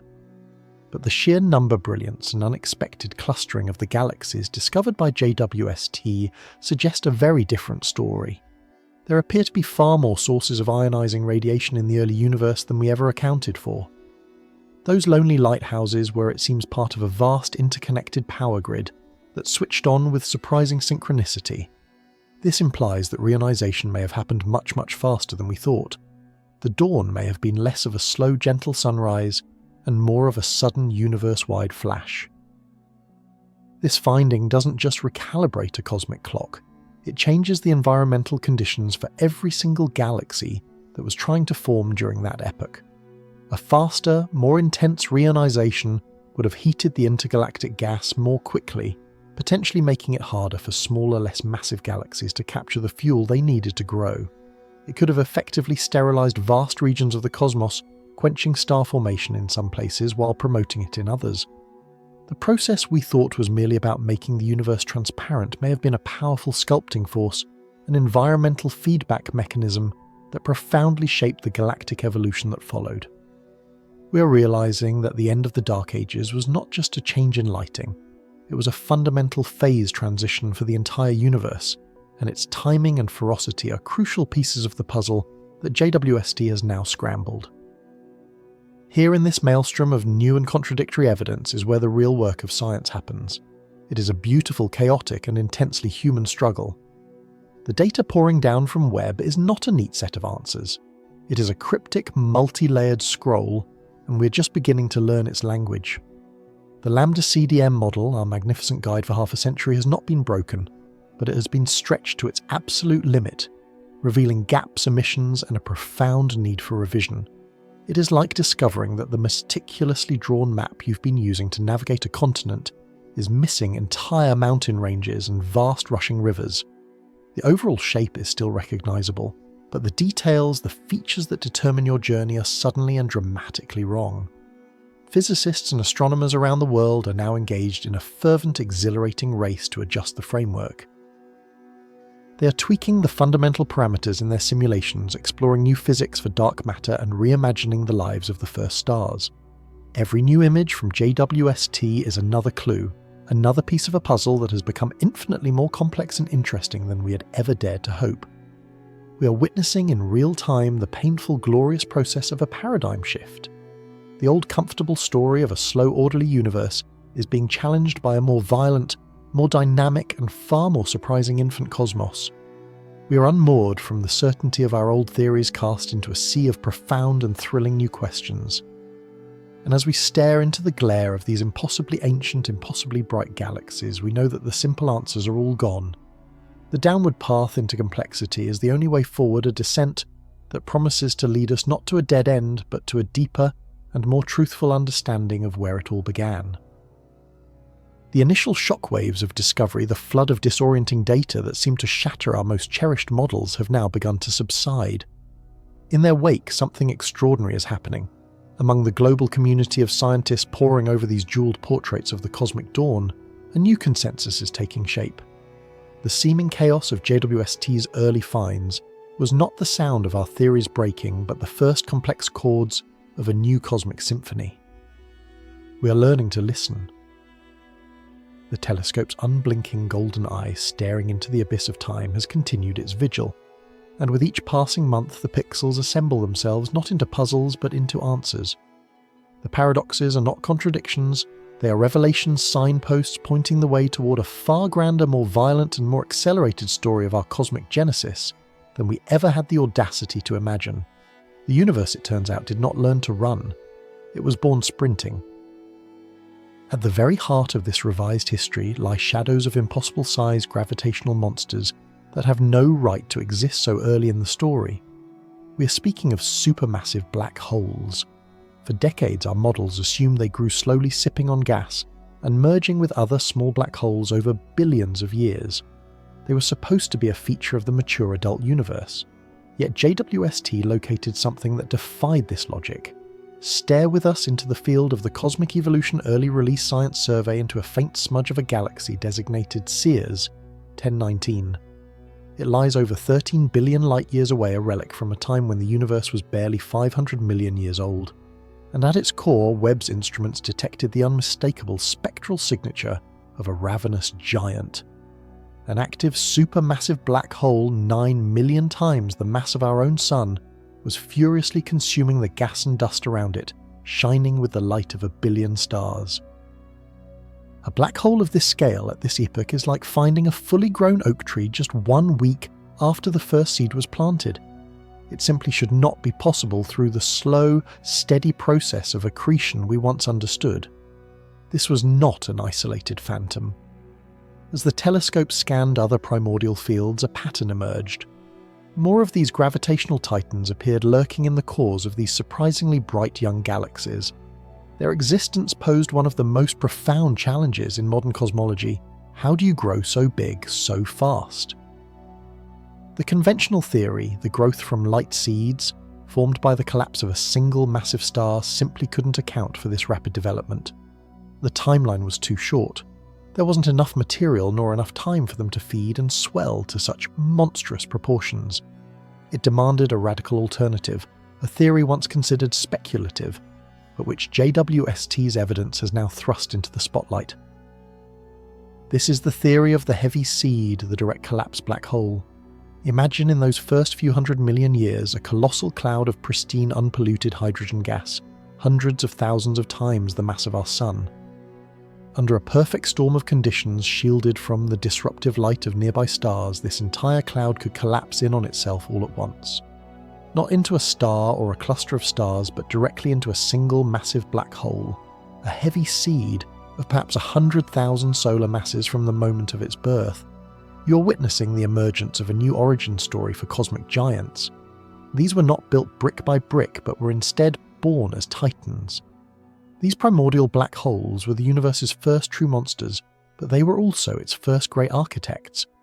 They were the immense gravitational anchors dropped into the cosmic ocean, around which the first galaxies could rapidly coalesce. Their powerful gravitational pull acted like a cosmic shepherd, gathering the vast filaments of gas that crisscrossed the early universe and funneling that material into the burgeoning galactic cores.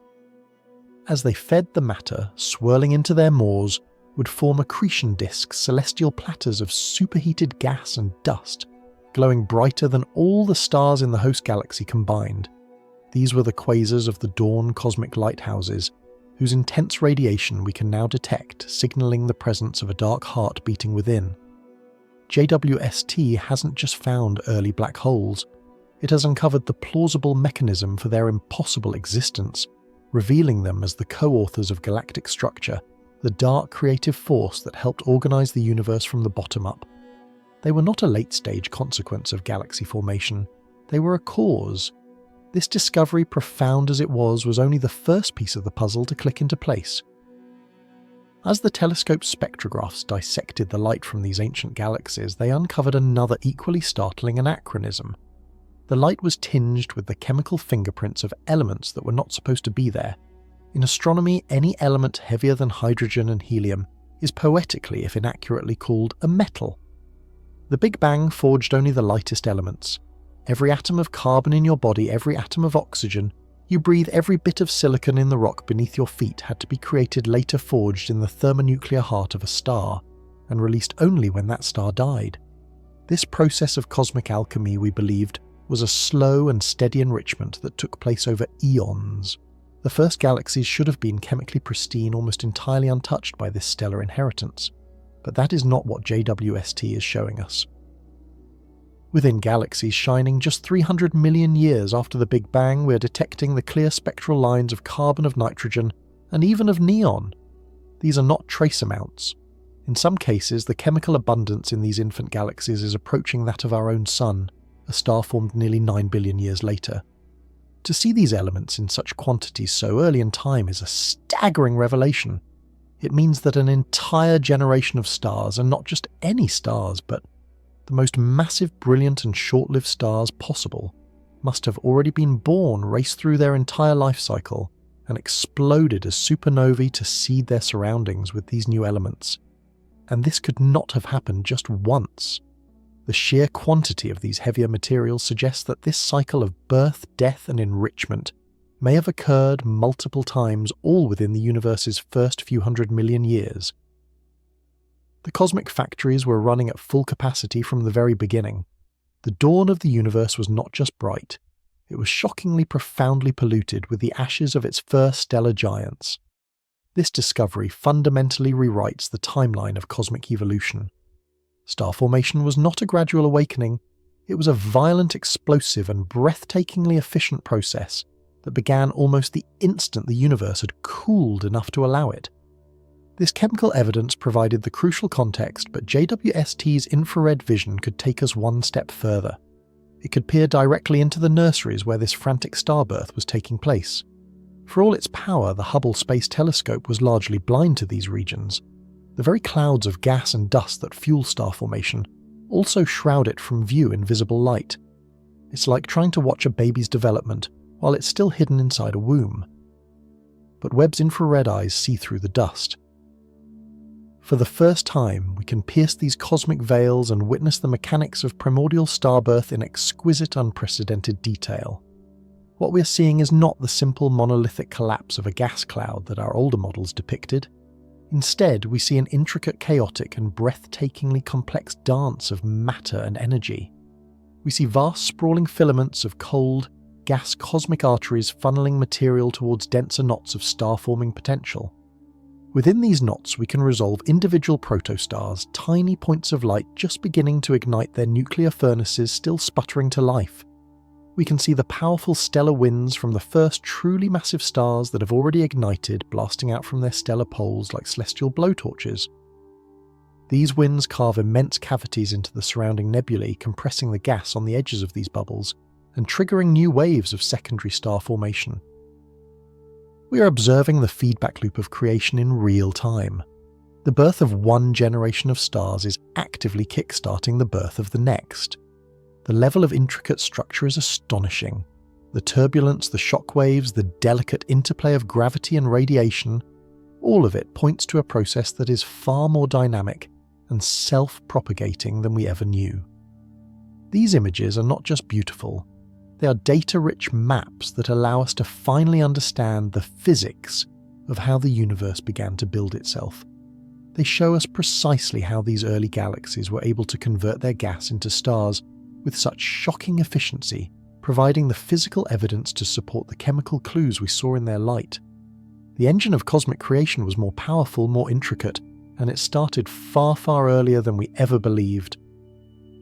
And with these three pillars of discovery, the giant black holes, the unexpected chemical enrichment, and the detailed view of star-forming nurseries, the solution to one of the greatest mysteries of all begins to crystallize: the mystery of reionization. We knew from observations of the cosmic microwave background that for a period of several 100 million years after the Big Bang, the universe was shrouded in a thick opaque fog of neutral hydrogen gas. Light could not travel freely. Then something happened.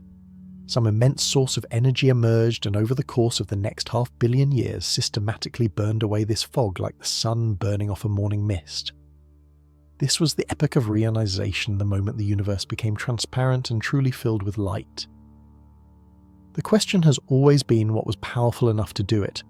What could ionize every hydrogen atom in the entire cosmos?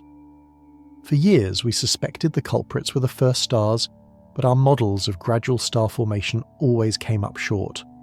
There simply weren't enough of them to do the job. Now JWST has provided the answer, and it is not a single source but a powerful collaboration. First you have the stars. As Webb has shown, there were far more of them forming far more rapidly and efficiently than we thought. These first generations of stars were predominantly massive hot and blue, pumping out stupendous amounts of high-energy ultraviolet radiation, the very kind needed to strip electrons from hydrogen atoms. Each young galaxy became a blistering source of ionizing light, creating a bubble of transparency around itself. But they were not alone. Now add to this picture the second source of power, the quasars, the intensely bright accretion disks surrounding those impossibly large, early supermassive black holes. Each one of these acted like a cosmic flamethrower, blasting out jets of radiation and high-energy particles that could tear through the hydrogen fog on a galactic scale. The reionization of the universe was a team effort. It was a planetary-scale symphony of light produced by the combined fury of millions upon millions of brilliant short-lived stars and the focused, devastating power of a few dozen gargantuan black holes.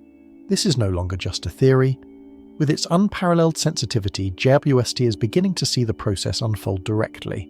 By observing galaxies at different distances and therefore at different points in time, we can actually map the progress of reionization. We can see the most distant galaxies still embedded within the neutral fog, their light reddened and dimmed by the hydrogen haze. And we can see slightly later galaxies where the bubbles of ionized gas around them are actively expanding, clearing out their cosmic neighborhood and merging with the bubbles from adjacent galaxies. We are watching frame by frame the last cosmic weather system clearing. We are witnessing the precise moment the lights came on across the universe. The fog of ignorance that has surrounded this critical epoch in our own history is finally beginning to lift, burned away by the very light of the telescope we built to study it. So the story is changing. The picture of a slow, simple and stately unfolding of cosmic structure is being erased and replaced by a new saga, one of speed, violence and shocking complexity. The paradoxes of those first images, the galaxies that were too large, too bright, too mature, were not errors. They were the frantic scribblings of a new chapter of cosmic history we were only just beginning to learn how to read. These galaxies were not anomalies, they were the norm. They were the vanguard of a universe in a hurry, a cosmos that wasted no time in building the grand structures we see today. The seeds of giants, both black holes and galaxies, were sown in the first few moments of cosmic time, and they grew with a ferocity that has reshaped our every assumption about how we came to be. We have found the missing pages of the first chapter of the universe's autobiography, and while the story they tell is startling, it is also coherent. For the first time, we are piecing together a continuous observationally driven narrative that stretches from the aftermath of the Big Bang to the grand celestial cities of the present day. We are looking at the baby pictures of our universe, and for the first time they are finally coming into focus, and so the light arrives. After a voyage across 13.5 billion years of expanding space-time, a journey through the birth and death of countless generations of stars, it finally ends its pilgrimage here in our time on a gilded hexagonal mirror. These are not mere pictures. They are the universe's oldest scripture, written in a language of photons, telling a story we have only ever dreamed of reading. For so long, the cosmic dawn was a theoretical shore, a hazy coastline glimpsed through the fog of mathematics and simulation. We held maps drawn from inference and elegant equations, but we had never truly seen the landscape. Now, the fog has lifted. The James Webb Space Telescope has not just given us a clearer view, it has landed us on that primordial shore, and the world we've discovered is wilder, more vibrant, and more challenging than our neat theories ever allowed.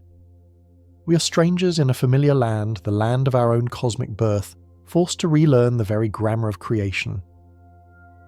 The old textbooks, with their clean, linear narratives of galaxy formation, are now beautiful relics of a simpler time. They told a story of quiet, stately growth of small, timid proto-galaxies, patiently gathering wisps of gas over hundreds of millions of years, slowly and methodically building themselves into the grand spirals we see today. But the light from Webb's deepest fields tells a different, more violent and far more dramatic tale. In the data that streams back to Earth, we see cosmic behemoths, galaxies of shocking mass and maturity already blazing with the light of 1 billion stars when the universe was barely a toddler. These are the cosmic impossibilities, the discoveries that keep theorists awake at night because they shouldn't exist. They are like finding a fully grown oak tree in a tray of freshly planted seeds. The serene, predictable story of gradual accumulation has been torn apart, replaced by a saga of explosive rapid formation, a universe in a hurry to build its first great cities of light. It seems the cosmic dark ages did not end with a gentle sunrise, but with a sudden galaxy-wide firestorm. We thought we were watching the slow, deliberate brushstrokes of a master painter.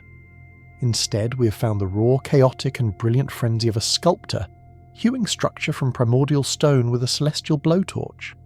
This revelation has sent a shockwave through the very bedrock of cosmology.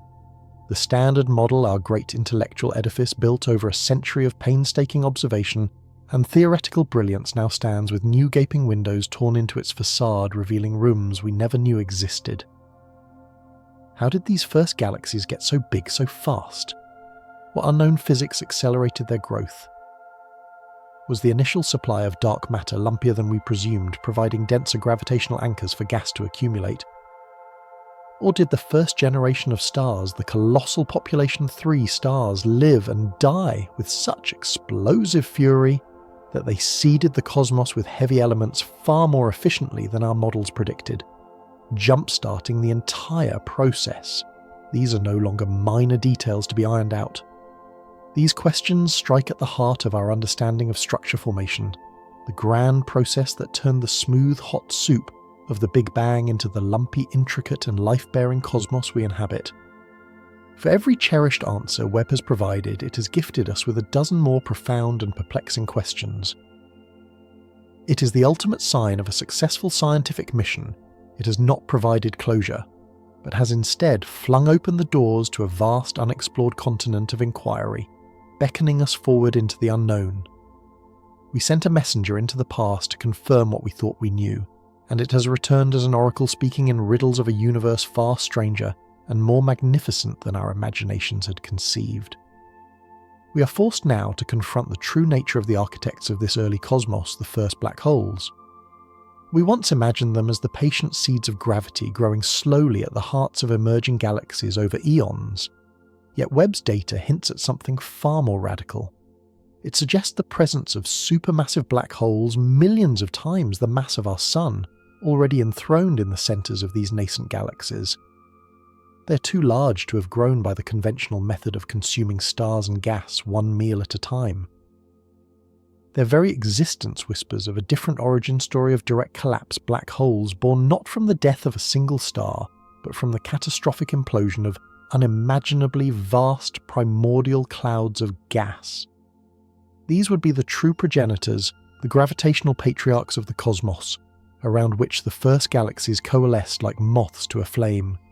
This telescope has given us the tantalizing ghost-like spectra of quasars powered by these ancient engines, their light acting as a cosmic searchlight, illuminating the composition of the universe when it was less than 5% of its current age.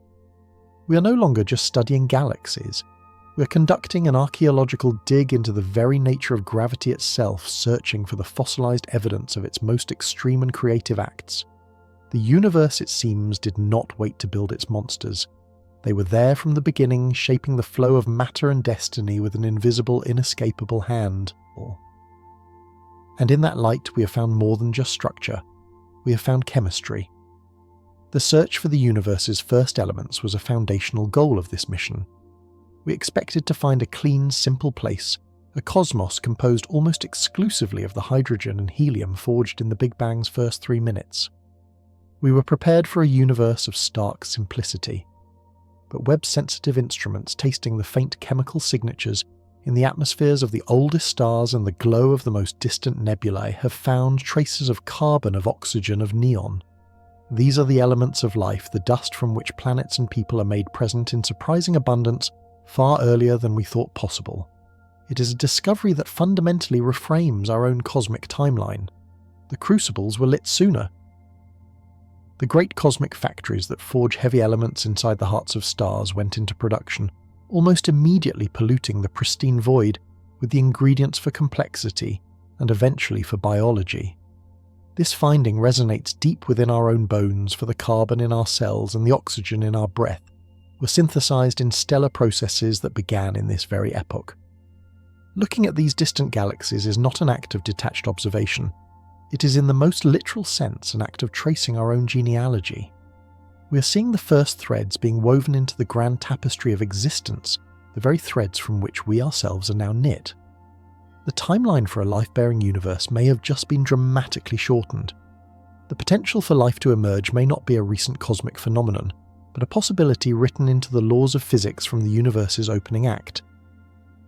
What then does it mean to be the creature that builds such a machine, to be the mind that conceives of such a question? The James Webb Space Telescope is more than an assembly of gold-plated beryllium cryocoolers and infrared detectors. It is a monument to a uniquely human impulse. It is the physical embodiment of our species' restless, insatiable and sacred curiosity. It is the pyramids, the cathedrals, the Voyager probes of our time, a declaration of what we value, a message sent not to the stars but to ourselves, about the power of collaborative, persistent, patient inquiry. For thousands of years we have looked up at the night sky and asked the same fundamental questions. Where did all of this come from? How did we get here? Are we alone? We have answered those questions with myth, with philosophy, with religion. Today we are answering them with data, with evidence harvested from the edge of space-time itself. This telescope is the extension of our own senses, the ultimate prosthetic for the mind, allowing us to perceive a form of light our eyes could never see, and to touch a time our lives could never reach. To be alive in this moment, to witness the arrival of this knowledge, is an extraordinary privilege of cosmic history. We are the first generation of human beings to see our own cosmic origins, not as a poetic metaphor or a mathematical abstraction, but as an observational fact. The images that now fill our screens are destined to become part of our cultural lexicon, as iconic as the Earthrise photograph from Apollo 8 or the Hubble's Pillars of Creation. They are a profound source of perspective. In a world so often fractured by division and consumed by the immediate, these glimpses of the cosmic dawn offer a powerful reminder of our shared heritage and our common destiny. They show us a universe of unimaginable scale, of breathtaking beauty and of profound connection. Every conflict, every border, every ideology on our small blue world shrinks into insignificance against the backdrop of a 13 billion-year-old galactic evolution. These observations are a humbling force, a gravitational pull toward a more unified understanding of our place in the cosmos. They demonstrate that the quest for knowledge is one of the few human endeavours that truly transcends national and cultural boundaries, uniting people from around the globe in a shared moment of awe and discovery. We look out into the deepest recesses of space, and in doing so we hold up a mirror to the very best of ourselves, our ingenuity, our collaborative spirit, and our unyielding desire to understand. This is the true enduring legacy of Webb, not just the scientific papers it will generate, but the wonder it will inspire in a child who looks at these images and decides to dedicate their life to science, to art, to exploration. It is a wellspring of inspiration, a gift to the future. And the future is precisely where this story leads. The era of the James Webb Space Telescope is not an ending, it is the beginning of a new chapter in our cosmic journey. The discoveries it is making today are laying the groundwork for the great observatories of tomorrow telescopes that are currently just blueprints and ambitious dreams. Future instruments will be designed specifically to answer the new questions Webb has raised. They will seek out the faintest signatures of life in the atmospheres of exoplanets Webb has identified. They will map the cosmic web of dark matter with unprecedented precision to understand why those first galaxies grew so quickly. They will hunt for the gravitational wave echoes from the mergers of the first black holes. A new generation of theoretical physicists armed with this revolutionary data will construct new models of the universe, pushing the boundaries of knowledge, and perhaps even challenging Einstein's relativity on the grandest scales. Science is not a destination, it is a relentless, self-correcting process of exploration. Webb is not the final word but the opening statement in a new, deeper conversation with the universe. It has taken us to the horizon of our knowledge, and has shown us that beyond it lies not an empty void but an infinite ocean of mystery waiting to be explored. So as we stand here at the culmination of this immense journey, we are left with an overwhelming sense of awe. We have built a golden eye, a time-travelling oracle, and we have pointed it toward the beginning of everything. In its gaze we have seen the first light to pierce the cosmic darkness. We have witnessed the birth of the first stars and the assembly of the first galaxies. We have traced the chemical path that leads from the Big Bang to the biology that is looking back. We have pushed the boundaries of what it is possible to know. But more than that, we have been reminded that the universe is not a static, finished object to be studied. It is a living, evolving and creative entity, and we are not merely observers of it. We are a part of it. We are the universe made conscious, a fleeting but glorious opportunity for the cosmos to understand itself. The same fundamental forces that orchestrated the dance of those primordial galaxies are at work within us, holding our bodies together, powering the electrical sparks in our brains that allow us to have these thoughts. The drive to look up, to question, to explore is not just a human trait. It is a cosmic impulse encoded into the very fabric of space-time, a universe striving to be known. For 13.8 billion years, the story of the cosmos has been unfolding in silence. Now finally there is someone here to listen, to wonder and to tell it. The quest is not over, it has just begun.